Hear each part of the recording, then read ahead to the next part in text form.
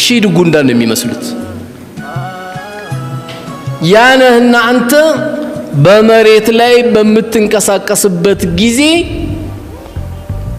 ምናቱን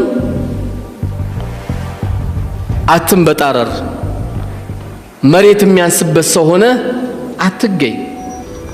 ስለዚህ አንተ በጉዞ ላይ በምትሄድበት ጊዜ በመካከለኛ ነው የምትሄደው።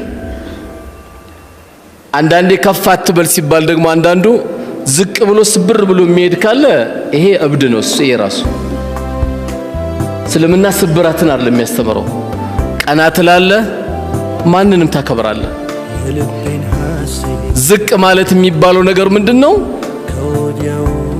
ሰዎች ላይ የበላይ ሆነ አትታይ ነው እንጂ ከኢማን ቆጥሮ ጎንበስ ብሎ ሲሄድ ያዩት ዑመር ኢብኑ አልኸጣብ ቀና በል ነው ያሉት።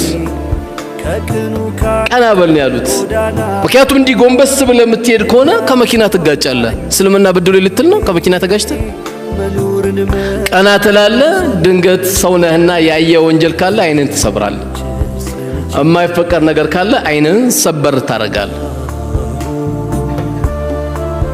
ስለዚህ መንገድ ላይ በምትሄድበት ጊዜ ነጠር ነጠር አትበል እያለ አላህ ይመክረናል። ይሄ አንዱ የኩራት መገለጫ ስለሆነ ስለዚህ በቀስ ብሎ ከመሄድና መሬት ላይ ነጥሮም ከመሄድ በመካከለኛ። ምክንያቱም ይሄ ኡማ ትልቁ መገለጫው ምንድነው?